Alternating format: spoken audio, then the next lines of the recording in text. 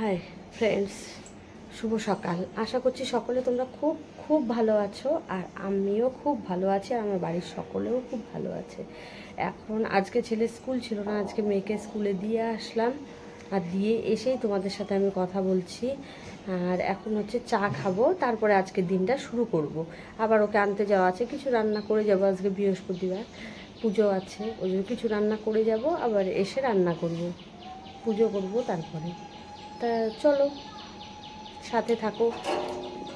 এই দেখো আমার শাশুড়ি মা আর ছেলে। তোমরা তো তরমুজ দেখে ভাবছো তরমুজ তো সবাই আনে। এই দেখো, এর থেকেও জানো, এর থেকেও অনেক বড় বড় আমাদের তরমুজ আনে। এটা হচ্ছে আদাবাড়ি ঘাট থেকে নিয়ে এসেছে, আমাদের এক পরিচিত আছে, সে দিয়েছে আমাদেরকে খেতে। এত বড় হয় না, আনতে খুব অসুবিধা হয়।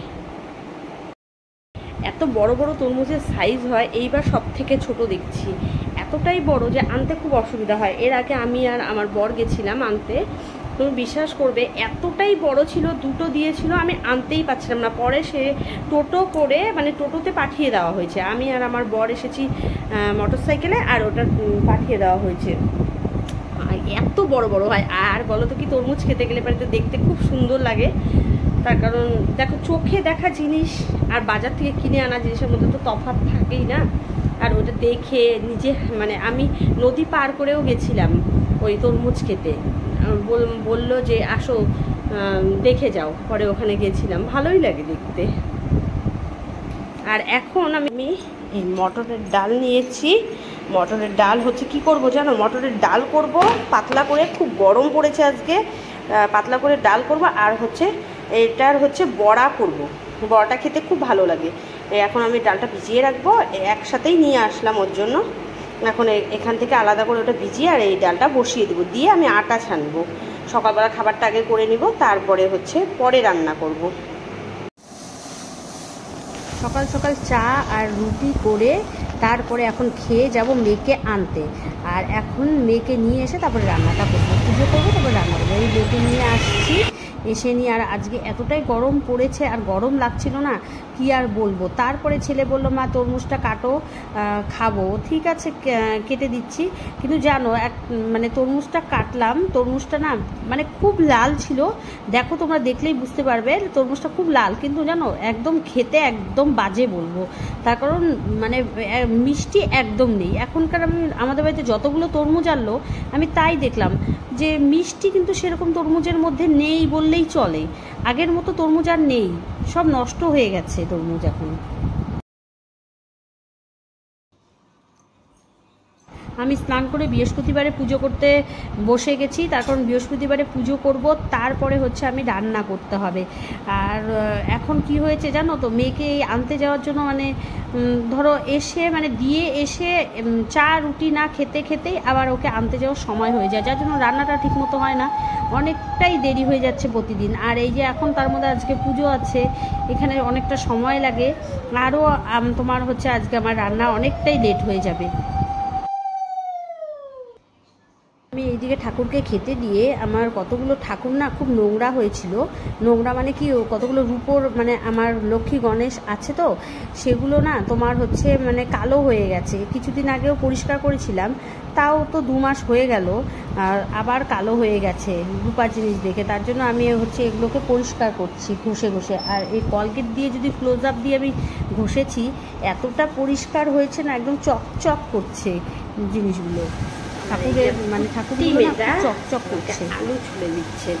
আর এইদিকে দেখো আমার মেয়ে হচ্ছে আমাকে, দেখো যেহেতু আবার রান্না করতে দেরি হয়ে গেছে, আর কাজের মেয়েটা অনেক কাজ আছে, ওর জন্য ও আমাকে বানিয়ে দিতে পারেনি। আমার মেয়ে বলছে কি আমি দাও দিতে, সুন্দর আমাকে আলু ছুলে দিচ্ছে। আর এদিকে আমি আলু পটল পোস্ত বানিয়েছি, আর ও আমাকে এদিকে আলু ছুলে দিচ্ছে।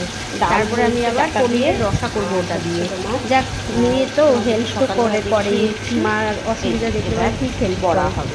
আর এটাকে হচ্ছে ডালের বড়া করবো, এটাকে পেস্ট করে। রান্নাবাড়ি হচ্ছে আলু পোস্ত, আলু পটল পোস্ত, পনির হবে, ডাল হচ্ছে ডাটা দিয়ে, আর হচ্ছে তোমাদেরকে সকালবেলা দেখিয়েছি এই যে এটার বড়া হবে। আজকে এতটুকুই রান্না আমার।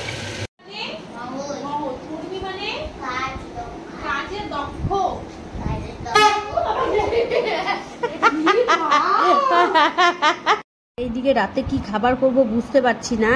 এইদিকে আমার শাশুড়ি মা খাবে দুধ দিয়ে রুটি, ম্যাক্স খাবে দুধ দিয়ে রুটি, তাহলে আর আমরা না পছন্দ করি না দুধ দিয়ে রুটি খাওয়াটা। তা তোমার হচ্ছে কি বানাবো, আমার বরমশাই তো একদম পছন্দ করে না দুধ রুটি। এই ম্যাক্সের আর মার হয়ে গেছে রুটি। আর এইদিকে এখন আমি পরে আমার বর বললো কি তুমি পাস্তা বানাও, অনেক দিন থেকে পাস্তা বানাও না, পাস্তা বানাও। পরে এই যে পাস্তা বানাচ্ছি। আর তোমার পাস্তাটাকে না একটু টেস্টি করেই বানাবো। এই দেখো পেঁয়াজ নিয়েছি, লঙ্কা নিয়েছি, একটু রসুন, 2 কোয়া রসুন নিয়েছি, আর হচ্ছে পাস্তাটাকে সেদ্ধ করে নিয়েছি। আর এদিকে আমি বাটার দিব, চিজ দিব, টমেটো এনেছি, আর তোমার হচ্ছে এটা পাস্তার মধ্যে মশলাটা ছিল, আর এটা হচ্ছে পাস্তার এই একটা সস, আর হচ্ছে আরেকটা হচ্ছে তোমার মিওনিস, আর হচ্ছে পনির দিব আমি এর মধ্যে। দুপুরবেলা মানে কি বলো তো, সত্যি কথা বলতে কি দুপুরবেলা আর পনির রান্না করেছিলাম। সেই পনিরটা আমরা যেহেতু রাত্রিবেলা ভাত খাই না, আমরা একবেলায় ভাত খাই, তো পনিরটা নষ্ট হবে। তাই আমি ভাবলাম যে পনিরটাকে আমি এর মধ্যেই দিয়ে দিই, তাহলে কি হবে পনিরটাও আমার নষ্ট হবে না, চলে যাবে, এর সাথে খেয়ে নেবে, নাহলে পরে তো বাসিও খাবে না এরা। এর জন্য ভাবলাম কি তাহলে এর মধ্যেই দিয়ে দিই। আর এটাতে দেওয়াতে না তোমার হচ্ছে রান্নাটা ভালোই টেস্ট হয়েছে মনে হচ্ছে। তা এদিকে হচ্ছে আমার মেয়ের ম্যাডাম পড়াচ্ছে, এখন ও চলে যাবে, ওর জন্য তাড়াতাড়ি করে করছি। তা ওকে আগে দিব, তারপরে আমরা খাবো। আর মোটামুটি আমার এটা রান্না শেষের দিকেই।